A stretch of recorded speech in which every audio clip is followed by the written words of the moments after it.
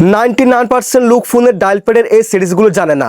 আপনার ফোনের ডায়াল প্যাডে এই সিরিজগুলো আছে, আপনি জানলে অবাক হবেন, বলবেন ওয়াও আমার ফোনের ডায়াল প্যাডে এই সিরিজগুলো আছে।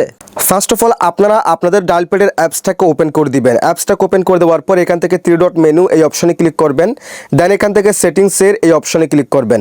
এরপর এখান থেকে কলার আইডি অ্যান্ড স্প্যাম এই অপশনে ক্লিক করবেন। দেন আপনি এখান থেকে সি কলার অ্যান্ড স্প্যাম আইডি এটাকে অন করে দিবেন।